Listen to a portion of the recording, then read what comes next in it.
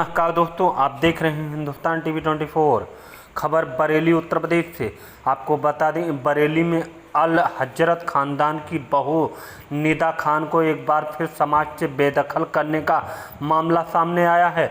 निदा खान ने आरोप लगाया कि मुस्लिम समाज के लोगों ने बीजेपी ज्वाइन करने पर उनके एक शादी समारोह में आने पर पाबंदी लगाई। निदा खान के मुताबिक वह एक शादी समारोह में सम्मिलित होने के लिए गई थी, लेकिन वहां पर एकदम से निदा खान के ऊपर कुछ लोग हावी होने लगे, साथ ही उस पर दबाव बनाने लगे कि वह भारतीय जनता पार्टी से तौबा करें, तभी उन्हें निकाह में सम्मिलित होने की अनुमति दी जाएगी। निदा ने मामले की गंभीरता को समझते हुए पुलिस को सूचित किया।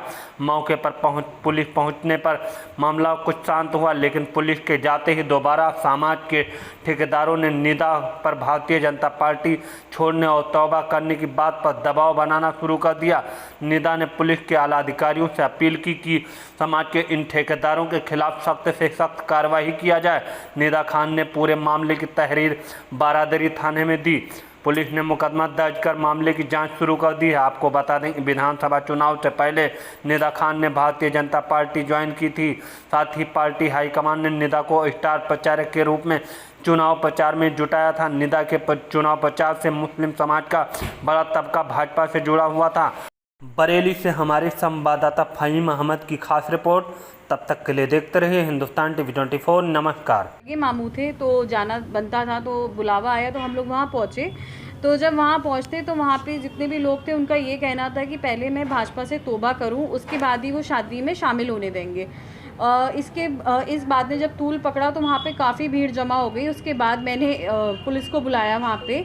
जब पुलिस आई तो मामला फिर शांत कर दिया गया। जैसे ही पुलिस गई तो दोबारा वो मामला गरमाने लगा और उसके बाद उन्होंने कहा, एक ही बात पे वो स्टैंड लिए हुए थे कि भाजपा से तौबा करो। मैंने पूछा कि भाजपा से तौबा करने का क्या मतलब है इस टाइम, तो उन्होंने कहा कि भाजपा एक नॉन मुस्लिम पार्टी है, आज तक किसी बरेलवी मुसलमान ने उसका समर्थन नहीं करा है और तुमने समर्थन और प्रचार दोनों करा है, जो गैर मुसलमानी काम है, तो तुमको इससे तौबा करनी पड़ेगी। इसी बीच में चलते हुए काफ़ी धक्का मुक्की भी हुई, जिसमें छोटी मोटी चोटें भी आईं।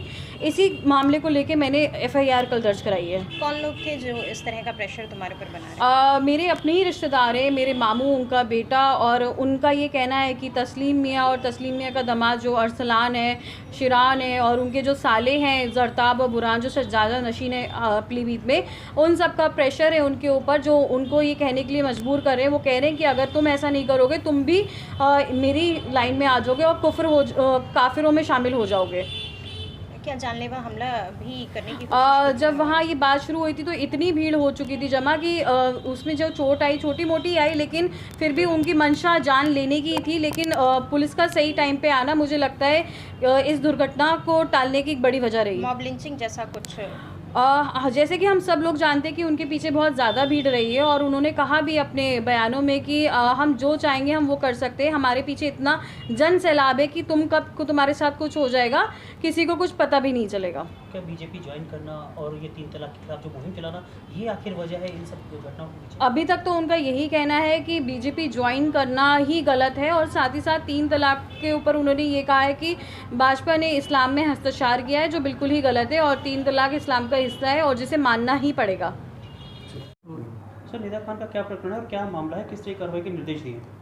थाना बारादरी के अंतर्गत जो वादनी है उनके द्वारा एक तहरीर थाने पे दी गई है, जिसमें ये बताया गया है कि व्हाट्सएप के माध्यम से उनके जो जानने वाले हैं, जो रिश्तेदार हैं, उनको धमकी दी गई थी कि उन्होंने एक पार्टी विशेष को ज्वाइन किया। इस वजह से वो उनको अपना जो सामाजिक बहिष्कार उनका एक तरह से किया गया, और साथ में ये कहा गया कि अगर वो माफ़ी मांगेंगी उसके बाद ही उनको कार्यक्रमों में शामिल होने की अनुमति दी जाएगी।